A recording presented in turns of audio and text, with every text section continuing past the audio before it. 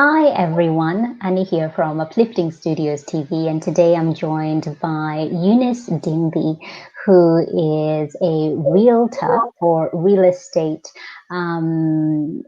specialist. I'll let Eunice introduce herself, but today we'll be talking about home ownership and how we as migrants can become homeowners. And Eunice will be sharing a little bit about her journey to getting to where she is. And this again is just in a bid to share more of our migrant stories, our migrant women of color and their stories of rising. So welcome, Eunice. Thank you. Thanks for having me, Annie. You're so welcome. So please, I did not do your introduction justice. Tell us what you do. So, I help people buy or find their dream home. So, I just do the matchmaking. Ooh, so matchmaking of property. Yes, to the right family. Beautiful.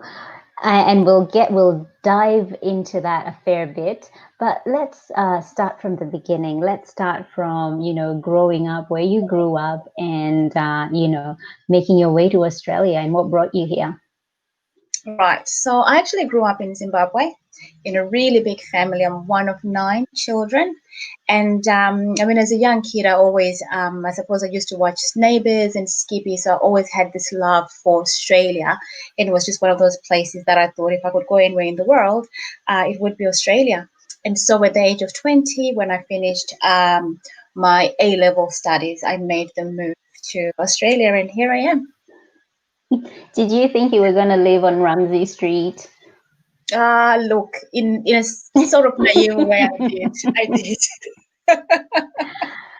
So uni brought you here. You came here to study. Was it? I know you're based in Perth, but did you originally start in Perth? Yes, Perth was always Okay. the dream destination.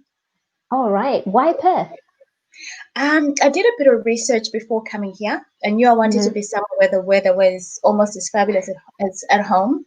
And my Yeah. dad, who is super well read and knows, his geography, told me that Perth would be the place to be. So I took his word for it. Oh, wonderful. And you've been in Perth for how long? 14 years, a little bit over Wow. 14. That is a while. And I take it you are loving the weather there. I'm enjoying it. Okay, so talk us through uni. What did you study in uni and how did you then, branch into corporate? So I actually did a biomedical degree and I majored in biomedical science and then ventured into the dental industry because moving here, my game plan was to either be a dentist or to sell real estate. Hmm. Hmm. And so did dental for a while? I did dental for a while, yes, as a And dental technician and a dental nurse. okay. So was that your initial love or passion? Is that what you wanted to get into?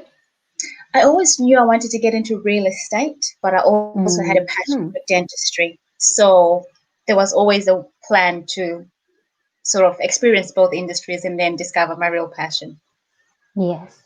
Yeah. And then so did the dentistry for a while and then Yes. what? So I did the dentistry for a while, which I absolutely adored and I loved it. But after a while, I realized that that wasn't my real passion. And so I started Mm. doing my studies to get into the real estate industry whilst I was still working my dental job. Of course, at the time, I couldn't get into the property industry because I didn't have my citizenship or permanent residence, which took me 10 years to do. And as soon as that happened, I decided to jump ship. Mm, mm. And so talk us through the switching over and getting into, property, real estate. Talk us through that journey. Right. So, as a young girl, I always sort of noticed when I visited friends or family, I was always fascinated by how every single home was different. Not so much in the way it was built, but it was more in the way that people dressed their homes, the things that they Mm. kept, the way they did their gardens. So I was always fascinated to find out why. So it was more the people and their stories that I was really intrigued with.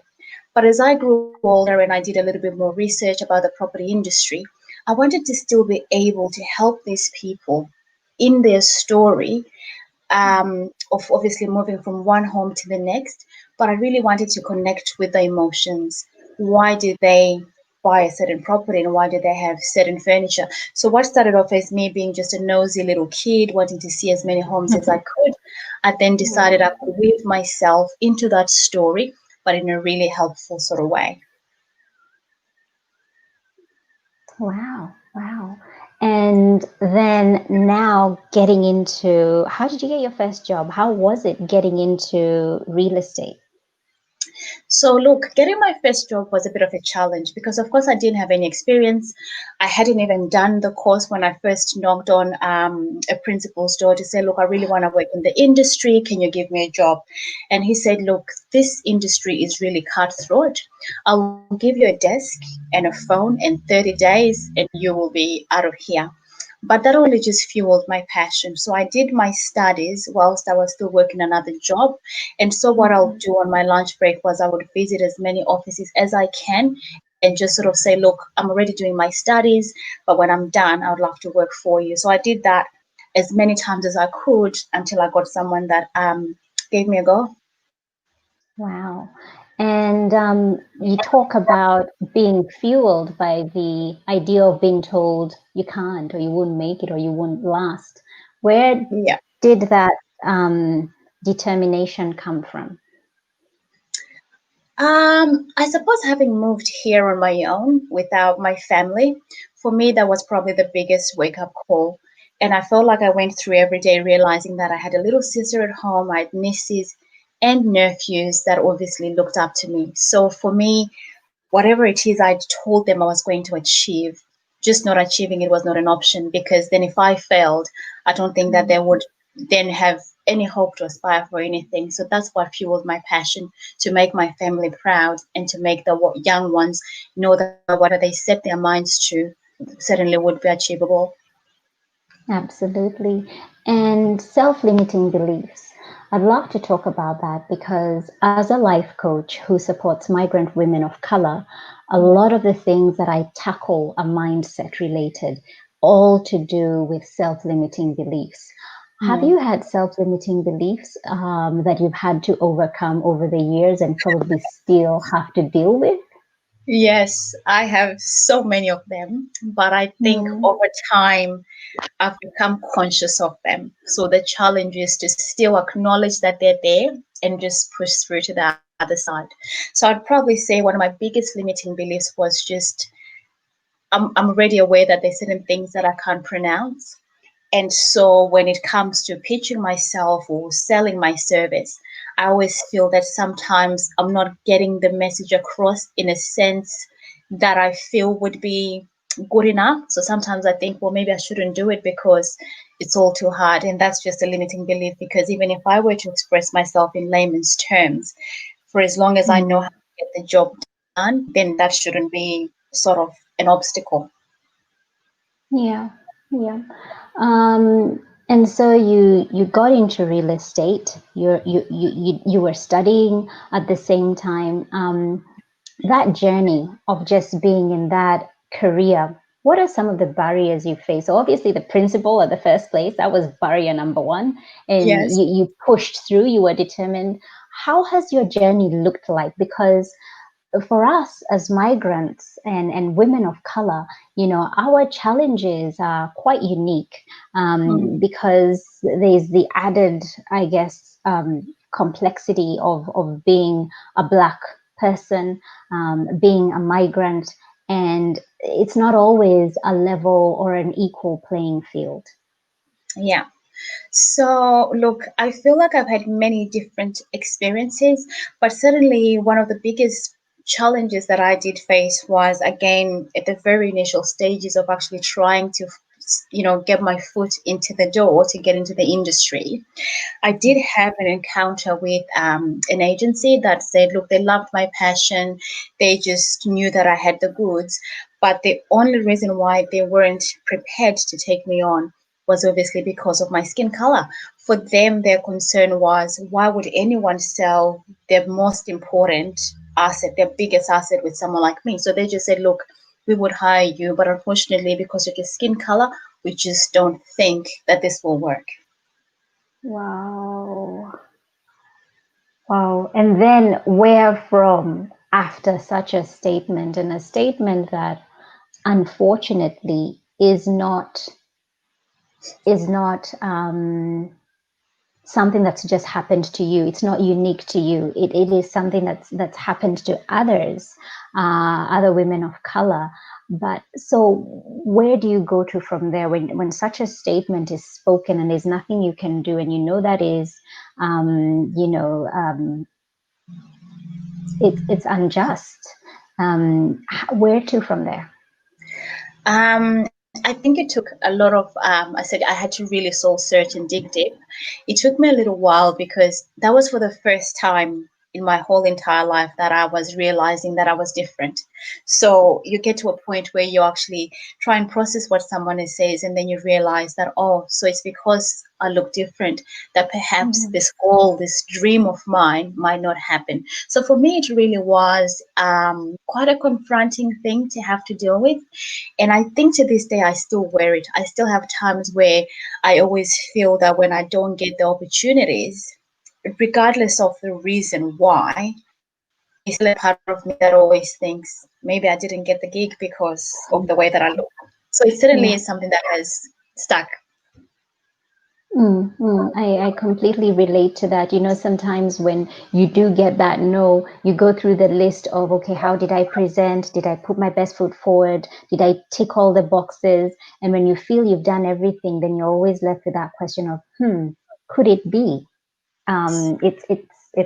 My color. Could it be that Yes. that's the thing that stopped them from saying yes? And Yes. I think over the past month, we've seen a shift. We've seen a tremendous shift in terms of the awareness of the racial injustices out there, and there is an awakening. Are you seeing or feeling that in your industry at all? To be honest, no. No, no. No. Oh, Eunice. And I guess what keeps you going? What keeps you going? What keeps you waking up every day, getting suited up and dressed up? Because I follow you on Instagram, and your feed is so lively. Your stories on Instagram are Thank so you. lively. You know, you're going for your home opens. You're getting offers. Where do you get the energy and the willpower to just keep going? Um, I'm getting emotional, but I think for me, because this is my dream, I don't have a plan B. And this is my passion. This is, one of those things that I truly feel that I was made for. And so Mm, just truly believing that in myself, that I can do this, that whoever wants to work with me is actually getting the best agent there is. That's what fuels me. So for me, it stopped being about, you know, what opportunities am I going to lose because of my skin color, to being who's going to be lucky enough to work with me. wow. Yeah. So it's the dream, it's the passion that keeps me going.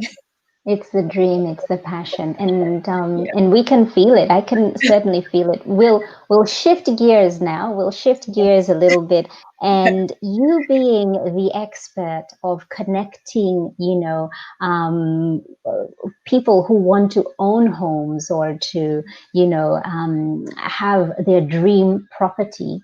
Talk us through what are the steps that we can take to become homeowners, particularly for migrants. We come to this country and we have no clue what it takes to, own a home. Obviously, different from Zimbabwe, different from, I'm originally from Kenya, different from Kenya. What are the steps, the very first steps that, somebody has to take to become a homeowner? Have clarity. I think you need to have a good reason why you want to be a homeowner. Are you doing it Mhm. because you need to buy a property, or are you doing it because your peers are all getting properties? That's the first thing. Just make sure that that is actually a commitment that you're able to stick to. Mm. The second thing would be make sure you have a deposit, save your money, because there's no point in going to look at properties if you're not going to be able to buy a home.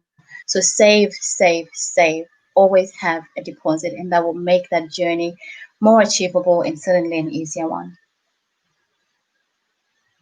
How big should that deposit be?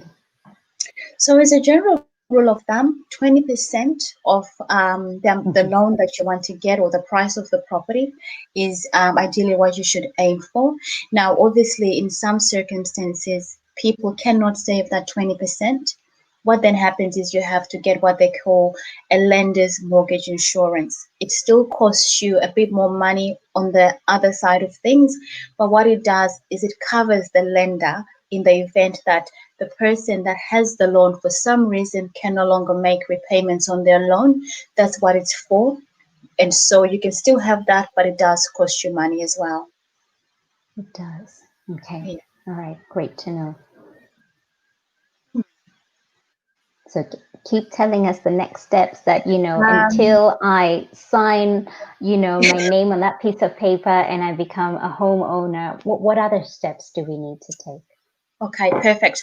So um, you need to have a broker. I mean, most people will go to their bank, which is fine. But in my Hmm. experience, just because you've been with the bank for 10 or 15 years, it's no guarantee that when you do decide to buy a home, they will give you the loan. So a mortgage broker is your best friend. They do all the work for you and you don't have to pay them anything.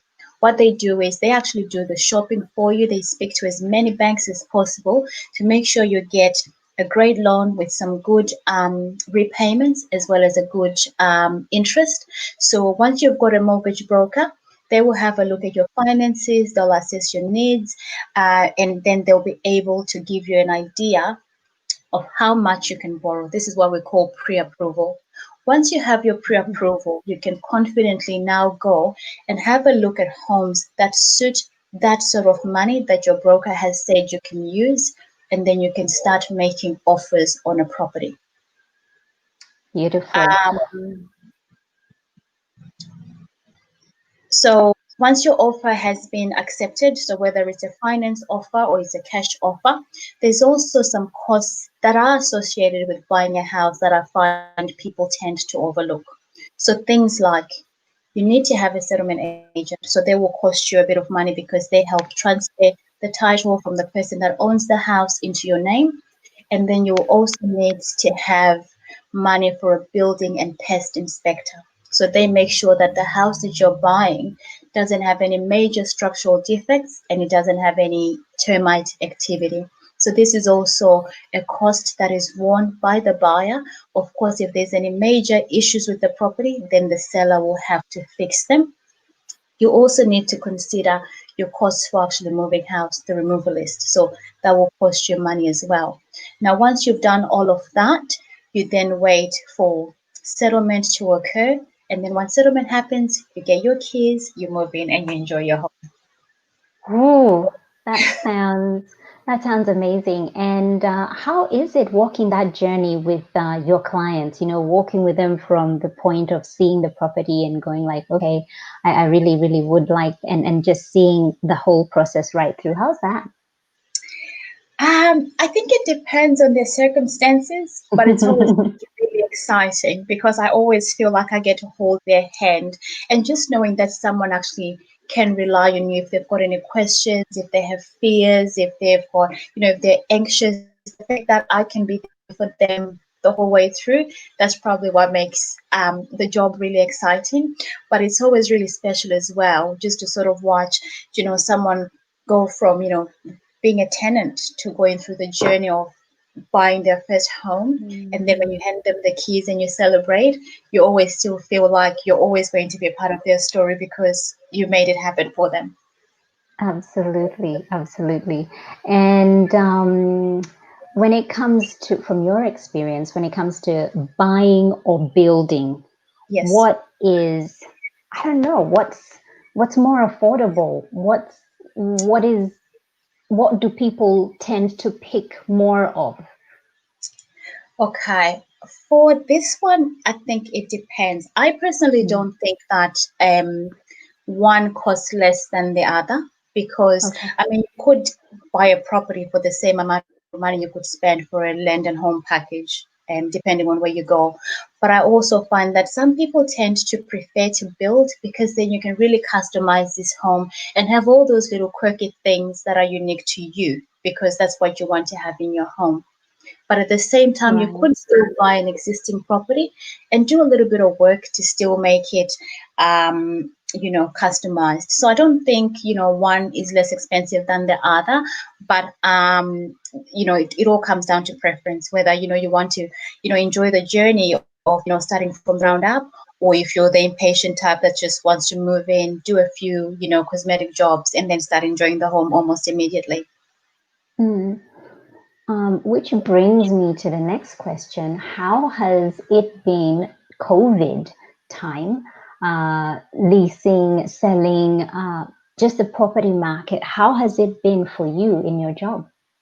Right. So with COVID, I tell you what, that it certainly was one of those things that I think the industry needed because for a long time there's plenty of ways that we can sell a property without physically having to be there. And I feel like the industry has always been quite resistant. People want to physically see, touch, feel, and be there, which is fair enough. But with the Mm, virus obviously coming into play, we've found that we've had to rely more on a very virtual sort of transaction. So we've had to do in-house auctions, virtual tools. We've had to do what we call Metapod, where you can walk through the home virtually.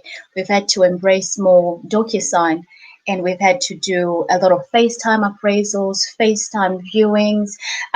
So that certainly has changed the game in the way that people have finally embraced sort of the digital aspect of the industry. But in terms of the mm, market itself, I did feel that when the virus first set on, there was a lot of panic. So a lot of people thought, we don't know how long this is going to go for. And so you had people that had to sell that sold for less because they really wanted to get the property sold. mm, But then you mm, also have people that wanted to sell, but they thought, we're just going to wait and see what happens. On the flip mm, side, you had buyers that thought now is the time to get a bargain. So people didn't buy, they waited for the market to drop, which it didn't. Which brings wow. us to the present day situation where now we've got less homes on the market and all these buyers that missed the wave. And so it's slowly pushing our prices up because, supply and demand. So I suppose it's a good thing for the person that's selling, but it's also a lesson Right. for the buyers to act when you see the right property. Mm, mm. And so, based in Perth, Yes. tell us what are some really good up and coming suburbs at the moment that would be good hotspots to look out for? I'd probably say Chewett Hill, Beachborough, Nullamara. I tell you what, that's one of those suburbs that only in recent years people are realizing that you can get so much bang for your buck and you're still really close to the city. You've got, Yes. your River Bells, your Red Cliffs, Balcutta, Jundana, great areas that you can comfortably buy, a substantial home, Darnella, and still be close enough to the city. Mm, mm. Yeah, I think, having lived in Perth for 20 years and just knowing how everything is so close to each other. And yeah, those are some really nice suburbs, really close to the CBD. And to hear that they're, hotspots and places that people Yes. should look into, that's really great. Because I think there's always been, and maybe more so from a building perspective, but really, really out of the metro and really either up north or down south. But it's good to know that there are, some suburbs closer to the CBD that are some hotspots for buyers. Now, Eunice, what are your plans for the future? Where to from here? What's the dream? And I know the dream is, property and houses, but talk us through what the future looks like for Eunice. So the future looks more like I'm hoping at some point in my career to be more of a mentor or to take newbies under my wing. I feel like the industry doesn't quite embrace new people into the industry. It's more you're told how hard the gig is that you chicken out instead of someone Mm, saying it's gonna be hard work, but if you work for it will happen. So I do feel that I would like to be a mentor in some capacity to anyone that wants to get into the real estate industry, or someone that is in the industry that's just struggling to sort of get that traction. I feel like that's probably where I might see myself. mm. Yeah, and I don't think we have enough mentors, mentors of color, who can sort of guide the new breed, if you like, that's coming through, the new generation that's coming through. And I think that is a great aspiration to have. What's your message of hope for other migrants of color? You've been here a good 14 years, so Yes. you probably know the ins and outs. Really would be interested to know what's your message of hope, maybe even speaking to a Eunice 14 years ago who's fresh from Zim, landed in Perth, some of the things you wish you knew that you do know now. Um, I think my message is always remember why you started, because there's always going to be peaks and troughs in the journey, but don't forget why you started.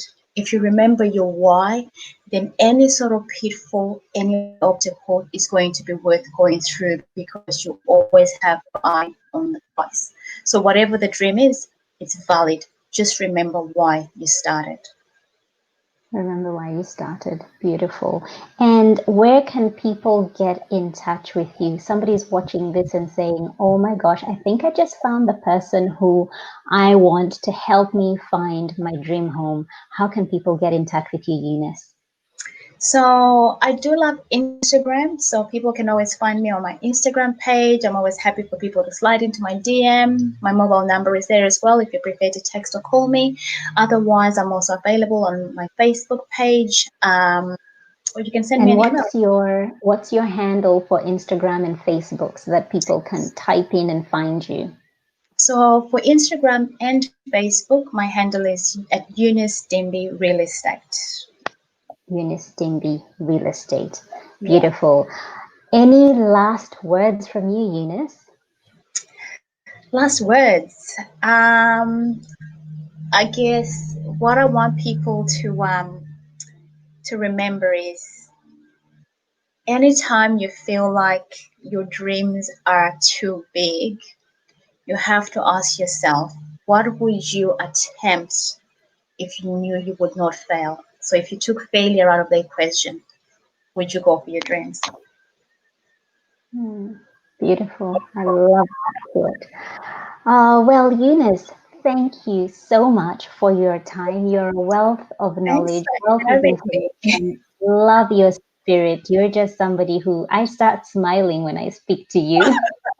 Involuntary. I just, you're such a happy spirit, and I'm so glad to be speaking with you. And you just sharing as a migrant woman of color who is truly rising and, setting ablaze your trail for others to follow. And I hope that we see more migrant women of color in the real estate industry, in the property market, because you can't be what you can't see. Representation Yeah. is really important, and I think a lot of the times we end up not pursuing the things that we would want to because we can't see others who look like us or sound like us.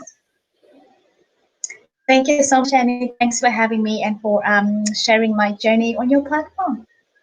No worries. Now, thank you guys for watching. And before you go, if you are struggling with mindset issues, self-limiting beliefs, as we spoke about earlier with Eunice, I'd love for you to have my free audio guide. It's 3 steps to unshackle your self-limiting beliefs. Head over to upliftingstudios.com.au, and over there you will be able to access it. It's about 20 minutes of really amazing listening with 3 really simple steps to help you unshackle and begin to live your life with purpose and impact. So thank you so much for watching. Until next time, I'm Anigi Shuru. Take care. Bye, guys.